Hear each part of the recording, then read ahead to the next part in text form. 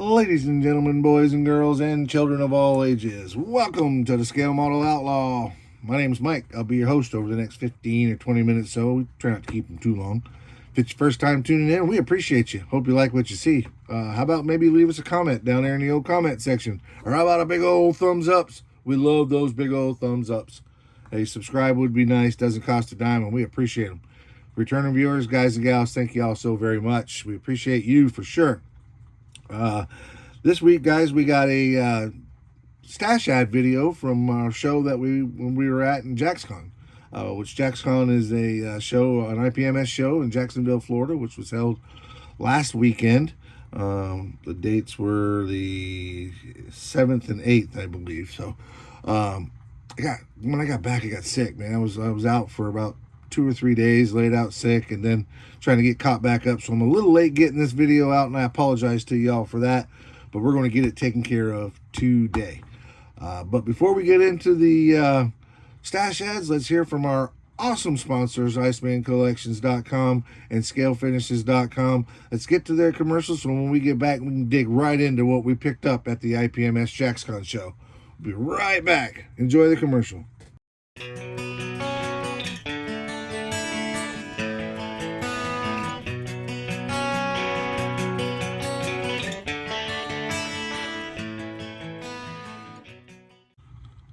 Always good to hear from our awesome sponsors, IcemanCollections.com, for all your 3D printed needs.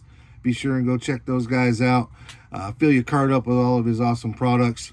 Scroll down there to the bottom of the cart. You'll see a discount area. Put in Outlaw 10. Get you a 10% discount. Same way with ScaleFinishes.com. Get loaded up with all your paint and paint supply products. And then scroll to the bottom. There's a discount code there. Put in Outlaw 10. Get you a 10% discount for that. For their stuff. Awesome stuff. Awesome sponsors. Love you guys. Thank you, thank you, thank you, thank you.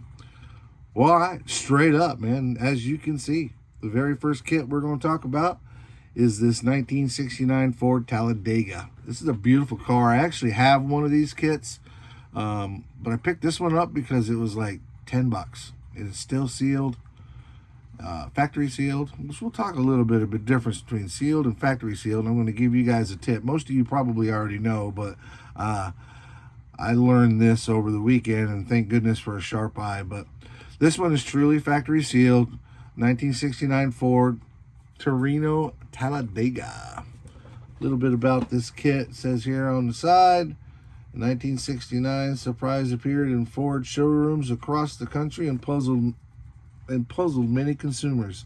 Even the name Talladega didn't mean anything unless you were a race fan and knew the plans for the major new race course in Alabama that was to be named after the city of Talladega.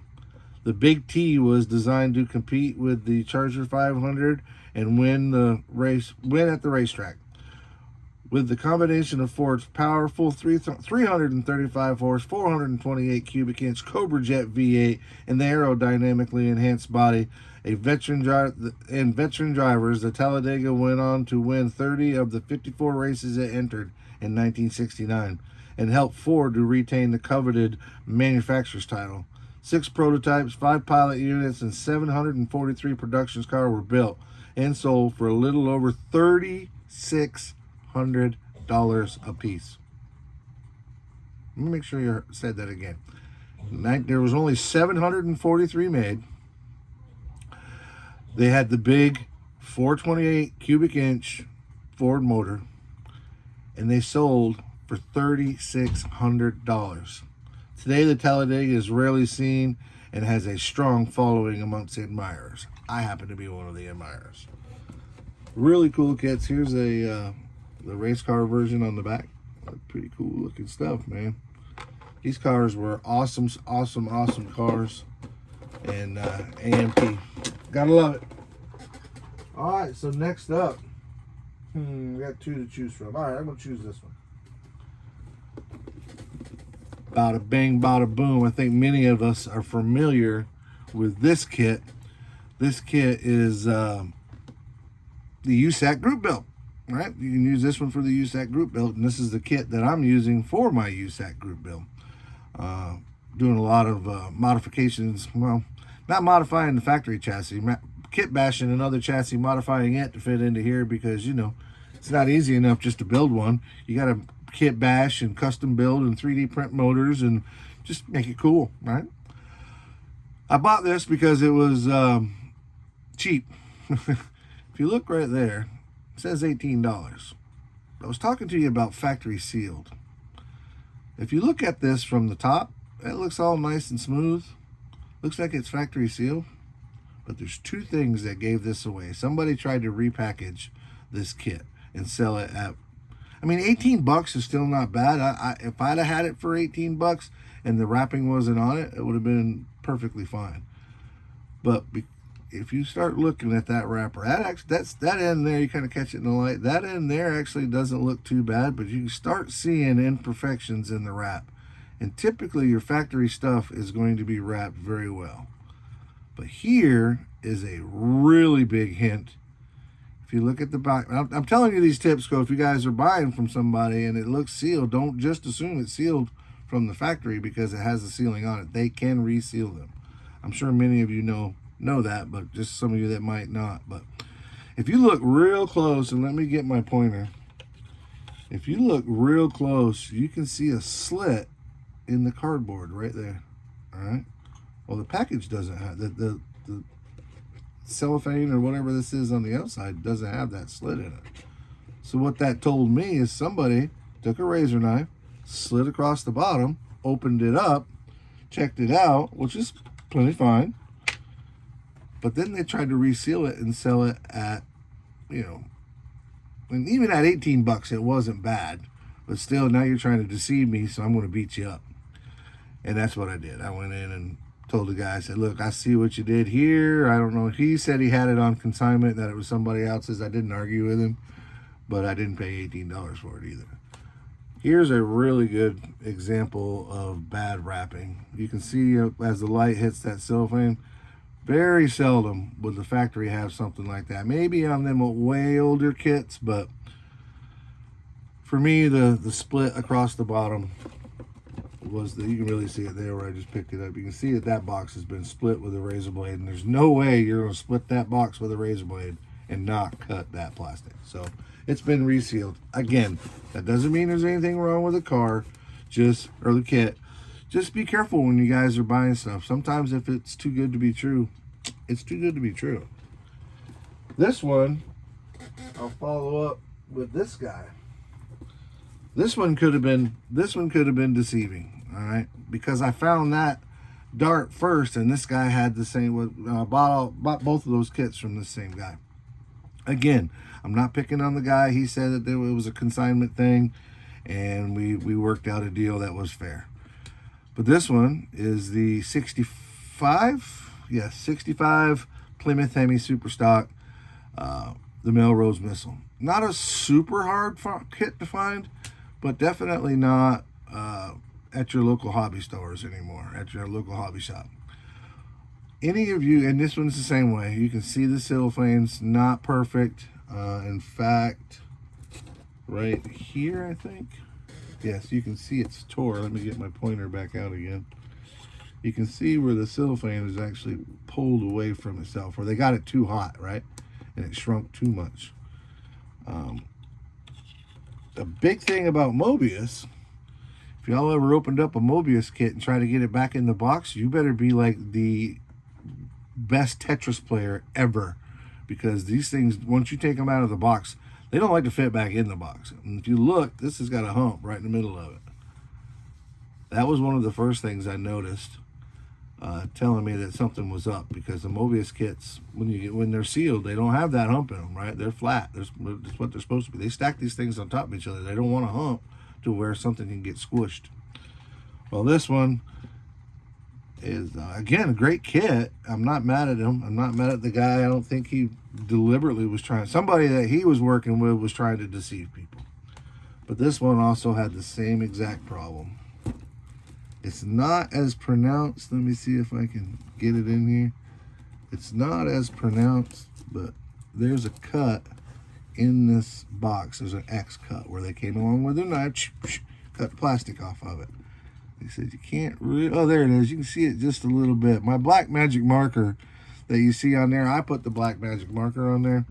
That's how I know that I've added it to my iCollect app. I have an iCollect app on my phone, which I highly recommend you guys check out if you have a bunch of kits and you want to, kind of keep track. For me, it's really good. I can go to a show, pull up my app. If I see a good deal on a kit and I'm not sure if I have it or if I have two or if I'm, whatever, I can flip through my app real quick and see if I have that one. And if I do, then I'll, either decide to buy another one or decide not to buy one. But anyway, the Melrose Missile, really cool kit. This is the one that could have been tricky if you weren't paying attention, because he was asking $30 for this kit. And that, again, sealed, that's not a bad deal. If it's factory sealed, never been opened.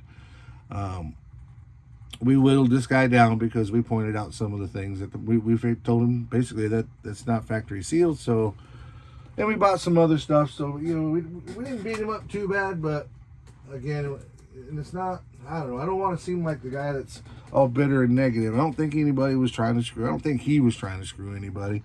And maybe the guy that was, that he was on consignment for him, maybe he was just trying to seal it up to protect it. I don't know. But they were asking sealed prices, and I wasn't paying sealed prices for something that's been opened up. So just always be on the lookout.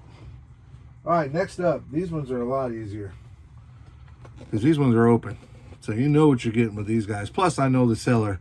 The guy I bought these from is the Scale Model Society out of, I believe he's out of Daytona area, Ormond Beach area. Great guy, good friend. Enjoy hanging out with him. But got the Richard Petty number 43 Pontiac. This is a early's. Let me see what the year would be on these. I believe, yeah, this is 84. The number 43 Pontiac Grand Prix brought home the checkered flag in the 1984 Firecracker 400, piloted by the King Richard Petty in his 200th career victory. Today, the most famous stock car in history of racing sets is the Smithsonian Institution, a generous gift of racing from team owner Mike Curb. Curb Records. But yeah, that was the King's 200th win, so really cool kit. Got a good deal on it. It's an open kit, but sealed on the inside. I think one of the two that I got, the guy even packaged it. Yeah, this one. The guy even that had it originally packaged everything individual, so you're not getting any tire marks on your glass or on your plastic or nothing, which is really cool. And these kits are, they're easy peasy old monogram model kits, NASCAR kits. They're not the most difficult things in the world to build, and there's not a lot to them. But for nostalgia purposes, if you're in your 50s, late 40s, 50s like I was, these cars were what you watch go round and round on the track back in the day, and they're just really, really cool. All right, next up. Let's see what we got next. Oh, this is a cool one. The Benny Parsons. Yep, Benny Parsons. Now, last time I said Harry Gant. I knew that was wrong because Harry Gant was a school car. The Benny Parsons Copenhagen car. Cool car. Watched this car on TV. I mean, not like I'm buddies with anybody or anything like that, but I watched it on TV as a kid and as a young man. And I used to be a connoisseur of Copenhagen, so this was a really cool car, and I got to support him because he was one of the Copenhagen guys. And how many of you guys remember the monogram or MPC Golden Wheels deal? Keep up your golden wheels and you can get tokens and earn a bonus MPC kit for free. That's right, MPC kit for free. This one's open as well. This is what year is this? I think this is like 79 or 80. I'm not sure, and of course it doesn't tell us. Maybe for the modeler or the moderate experience, molded in black, bright painted parts, cement necessary for assembly. Model may be painted to match illustrations. The Ertl Company, Dyersville, Iowa. So I don't have a year, but it does. The Ertl MPC. It's still taped together on the bottom. Well, no, maybe not. Aha! Let's open it up. See what the directions tell us. I hadn't opened this one up yet. Let's see what the directions tell us. I'm going to say it's the early 80s. I could be wrong though. I've been wrong before.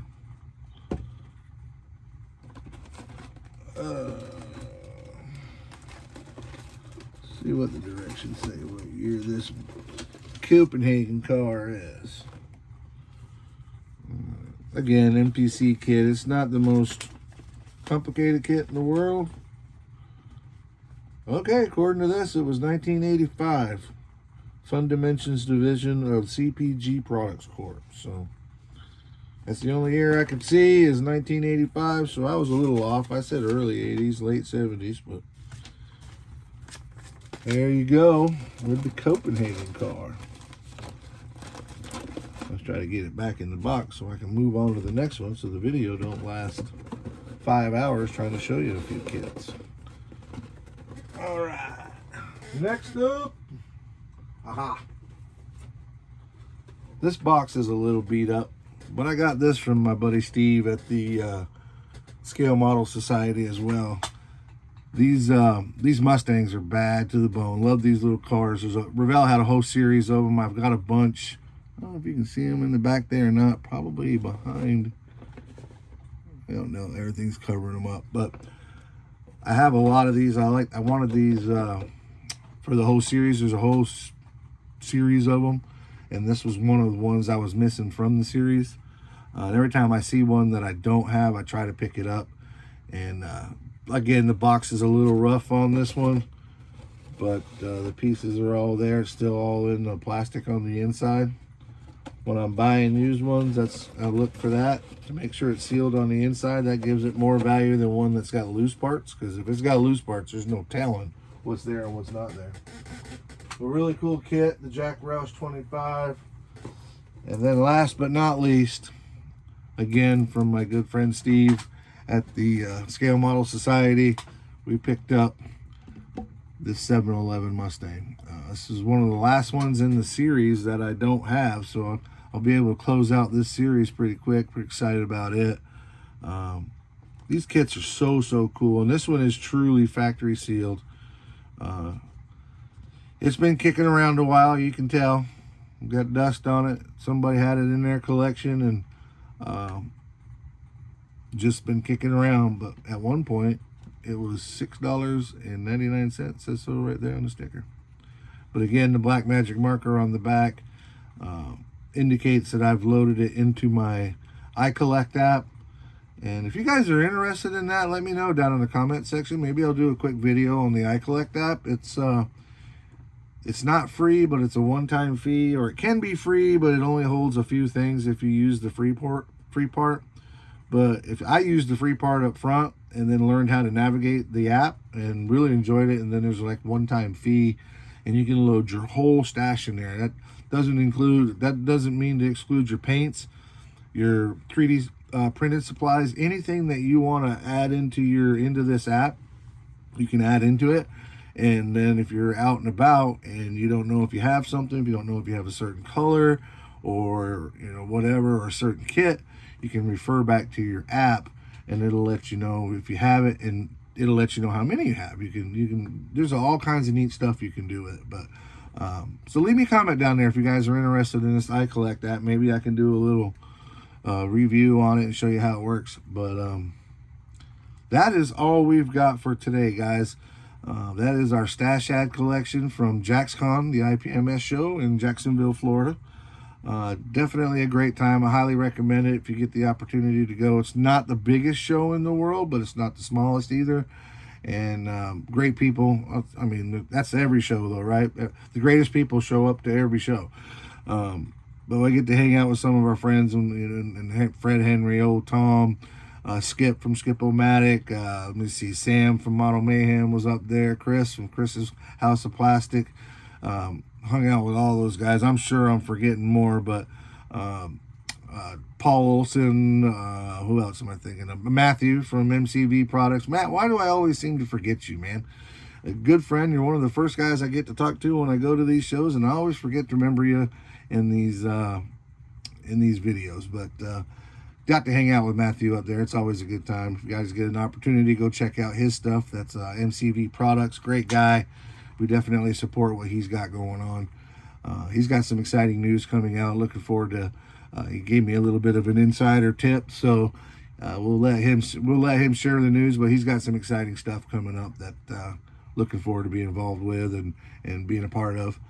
But as always, guys, please remember to check out the AMC livecast every Thursday night at 8 p.m. Eastern Standard Time over there at the Automotive Model Cars livecast on the YouTubes.